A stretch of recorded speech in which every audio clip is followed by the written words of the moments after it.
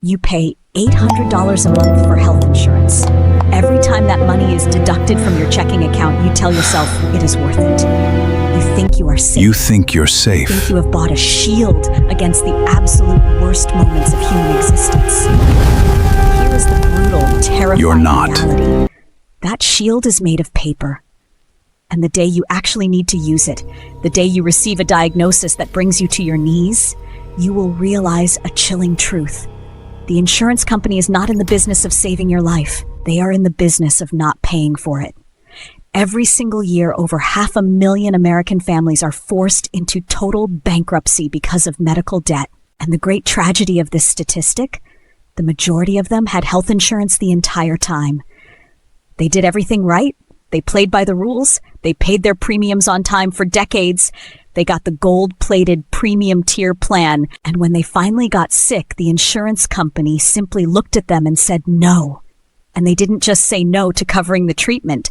They found a technicality, a missing comma on a pre-authorization form, a pre-existing condition that didn't actually exist, a loophole designed specifically to deny you the care you already paid for. Make no mistake. This isn't bad customer service. This isn't an administrative error. This is a highly engineered, multi-billion-dollar corporate strategy. It is the most flawlessly executed, legally sanctioned extortion racket in modern history. And today, we are going to expose exactly the mathematical formulas they use to do it. To understand how this machine works, you have to look behind the curtain at who is actually making the decisions about your life. You see commercials featuring smiling doctors in pristine white coats, promising to take care of your family. But when your doctor prescribes a life-saving medication or an urgent MRI, that request doesn't go to another doctor who deeply cares about your well-being. It goes to a machine. In recent years, the biggest insurers in America, giants like United Healthcare and Cigna, have deployed advanced AI algorithms with names like NH-Predict and PXDX. Their sole purpose is to process your medical tragedy at computational speed. Every time your doctor submits a claim, this AI algorithm flags any deviation from a perfectly standard, cheap procedure. One single anomaly, and your claim is automatically kicked to the denials department. In 2022, one major insurer used their algorithm to automatically deny over 300,000 claims in just 2 months. The average time it took the system to evaluate a human being's medical necessity and deny their care? 1.2 seconds.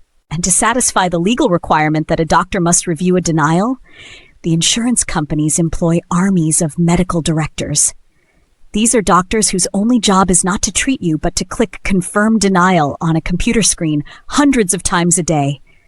They are paid bonuses based on how much money they save the corporation by refusing to cover your treatment. They don't want healthy people. They want people who are terrified of becoming sick. And they profit entirely off your fear, not your care. To truly grasp how arrogant this system is, we have to pull it out of the digital world, out of the sterile hospital rooms, and look at it in the physical world. Let's do the playground analogy. Imagine you pay $800 a month to a private fire department. It's expensive, but you want to protect your home. One night, your house catches fire. The flames are in the kitchen. You call the emergency number. You wait. They finally show up at your house. The fire chief steps out of the truck, holds a clipboard, walks around the smoke and says, "Sorry, we aren't putting it out." You are frantic. You ask, "Why? I pay you $800 a month. My house is burning." The chief looks at his clipboard and says, "Well, our investigation shows your fire started from an electrical outlet in the wall. That falls under pre-existing structural conditions. Also, you didn't get prior authorization before dialing 911. Your claim is denied." And they get back in their truck and they drive away. Your house burns to the ground, and you keep paying that exact same $800 bill for the rest of the year. That is not an absurd fantasy. That is the exact business model of modern health insurance. They sell you a policy, take your money, and then legally and preemptively classify almost every serious, expensive illness as an exclusion, an experimental treatment, or a non-covered service. They weaponize the fine print to watch your house burn. But here is where the math gets truly grotesque.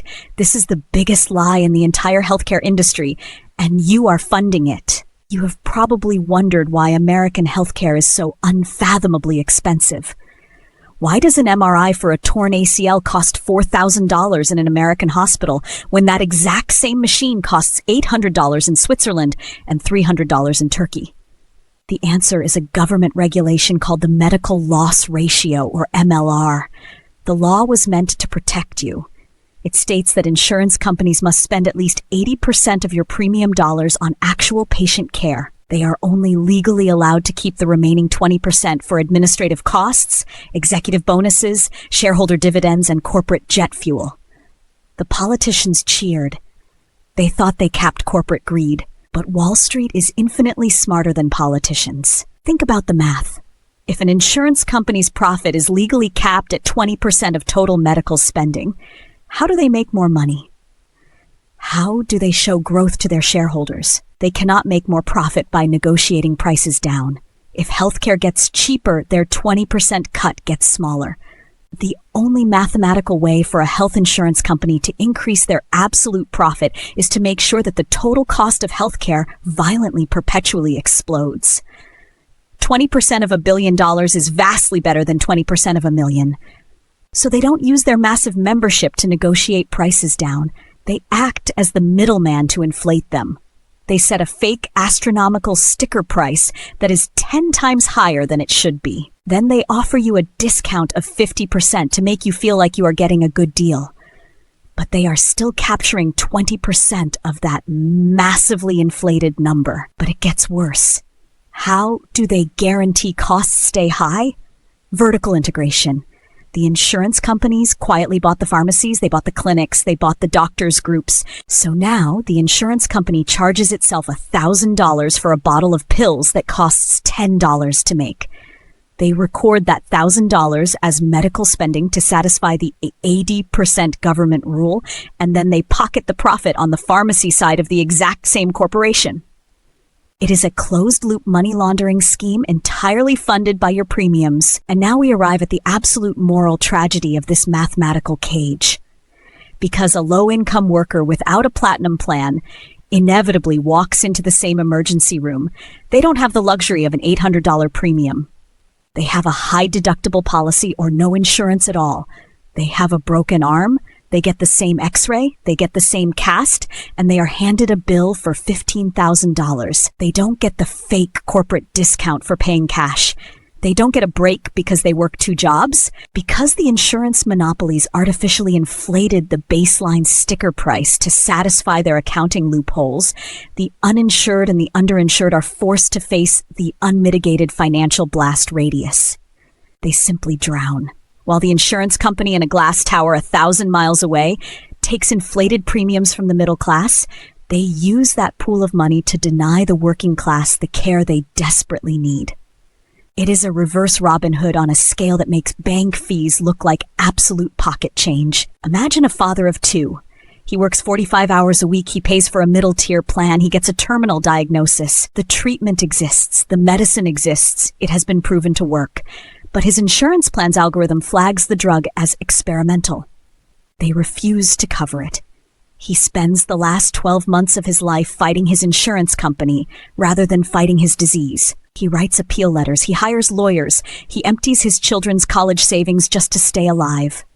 And when he eventually passes away, the insurance company doesn't mourn. They don't apologize. They simply send a bill to his grieving widow for the emergency room visit they covered, minus the $1,500 deductible they didn't pay. They close the file and they move on to the next denial. We live in a world where we argue endlessly about the cost of eggs, the cost of gas, and the cost of a mortgage. We look at inflation as our greatest enemy, but the greatest financial rapist of the American middle class doesn't have a label on a grocery store shelf. It is hidden behind an automatic $800 a month withdrawal from your checking account, which promises protection, but delivers a spreadsheet. They told you that the American healthcare system is the best in the world. They built a billion-dollar public relations campaign to make you feel safe, holding up that little plastic card in your wallet. But if you actually get sick, you will learn the dark truth. You aren't a patient. You aren't even a customer. You are a paycheck. And when your treatment becomes too expensive for their algorithm, you simply become a liability to be denied. There is no such thing as gold-plated coverage. There is only a legal policy that determines, based purely on the cost to the corporation, whether you're allowed to live or die. They turned the biological necessity of staying alive into a quarterly earnings report. They made health insurance a death trap disguised as safety. You didn't die from the disease. You died from the fine print. You died because the perfect crime doesn't have to kill you with a bullet. The perfect crime just has to make your wallet too weak to afford.